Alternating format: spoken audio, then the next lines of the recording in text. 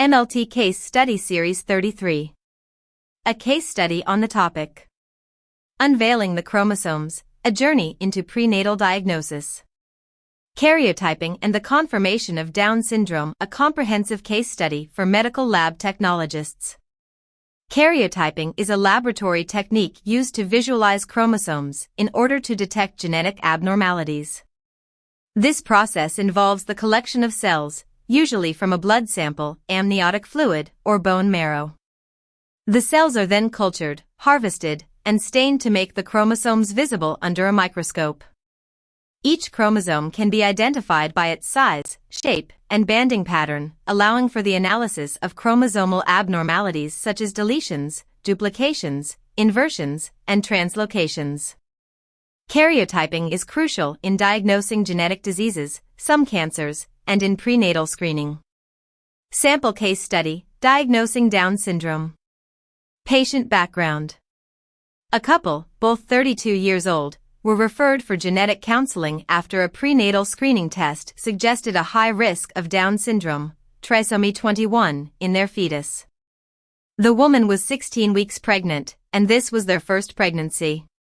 Objective: to perform karyotyping on fetal cells obtained through amniocentesis to confirm or rule out Down syndrome or any other chromosomal abnormalities.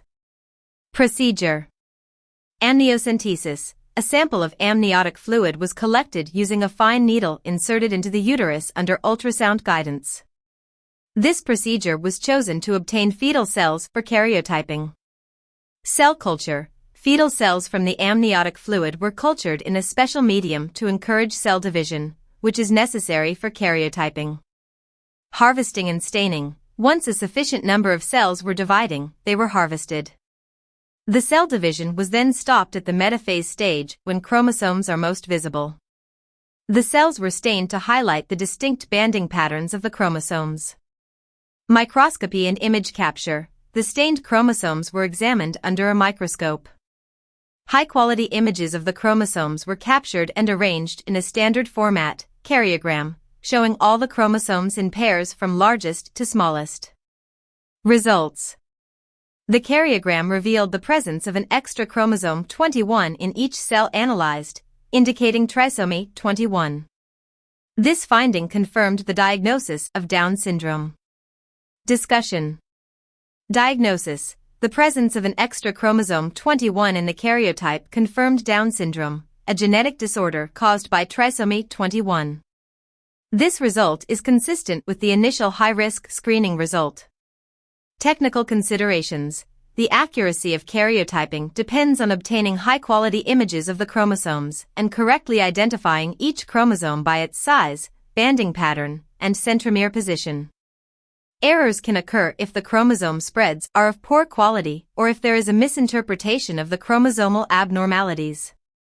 Clinical implications. The diagnosis of Down syndrome has significant implications for the family.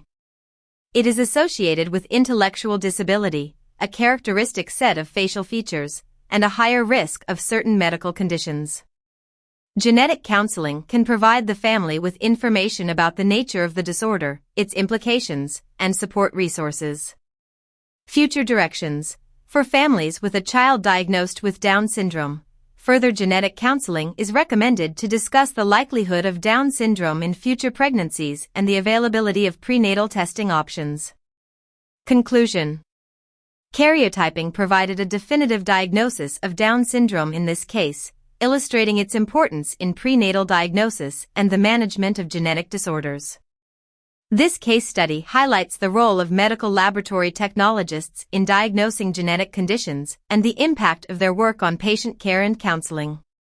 Thank you. Please subscribe and support.